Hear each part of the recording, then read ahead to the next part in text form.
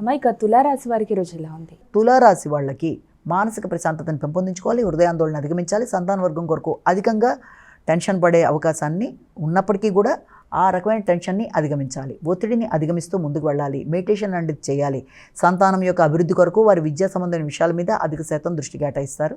అలాగే విద్యార్థులు కూడా అధిక టెన్షన్ని అధిగమిస్తూ ఒత్తిడిని అధిగమించి ముందుకు వెళ్తున్నప్పుడు వీళ్ళంతవరకు హైగ్రీవనం అనే శ్లోకాన్ని పఠిస్తూ మానసిక ప్రశాంతతను పెంపొందించుకుంటూ మంచి ఫలితాల మీద దృష్టి కేటాయిస్తూ చదివిన విషయాన్ని మననం చేసుకుంటూ అవసరమైతే 1-4 సార్లు రాసుకొని ప్రతి విషయంలోనూ శ్రద్ధగా ముందుకు వెళ్ళి డిస్టర్బెన్స్ లేకుండా మీరు ముందుకు వెళ్ళి అనుకున్న ఫలితాలు సాధించగలగాలి.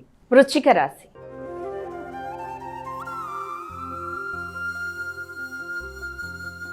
అమ్మ ఇక వృశ్చిక రాశి వారికి రోజు ఎలా ఉంది? వృశ్చిక రాశి వాళ్ళకి వాహనాలు నడిపే వాళ్ళు తగిన శ్రద్ధతో ముందుకు వెళ్ళాలి. విద్యార్థులు విద్యాపరమైన విషయాల మీద తగిన శ్రద్ధ చూపిస్తూ ముందుకు వెళ్ళాలి.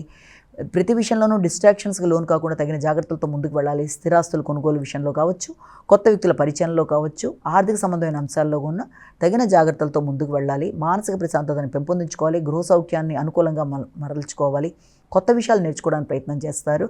అలాగే కొత్త ప్రదేశాలని వెళ్ళడానికి కూడా ప్రయత్నాలు అధికంగా చేస్తారు. అలాగే గృహంలో వ్యక్తులతో వారి యొక్క ఆరోగ్యం మీద అధికంగా శ్రద్ధ వహిస్తారు. తండ్రి ఆరోగ్యం మీద మీరు దృష్టి కేటాయిస్తారు. ధనస్సు రాశి.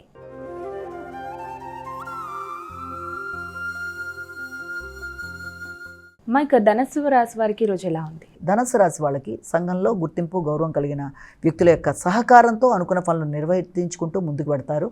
వ్యక్తుల సహకారం బాగుంటుంది. స్నేహితుల సహకారంతో అనుకున్న పనులు సాధించుకుంటారు. వారితో మాట పట్టింపులు రాకుండా, భేదాభిప్రాయాలు లేకుండా చక్కగా ఆలోచనలు చేస్తూ ముందుకు వెళ్ళి అనుకున్న పనులు సాధించడానికి ప్రయత్నాలు లాంటివి చేయాలి. వ్యక్తులు మీ ఆత్మీయులైన వ్యక్తుల కొరకు ధనాన్ని ఖర్చు చేస్తారు. అది మీకు ఆనందాన్ని ఇస్తుంది. విందు వినోదాల్లో పాల్గొనడానికి ప్రయత్నం చేస్తారు. దగ్గర ప్రయాణాలకు అవకాశం ఉంటుంది. విద్యాపరమైన విషయాల మీద తగిన విధంగా దృష్టి కేటాయిస్తూ ముందుకు వెళ్ళాలి.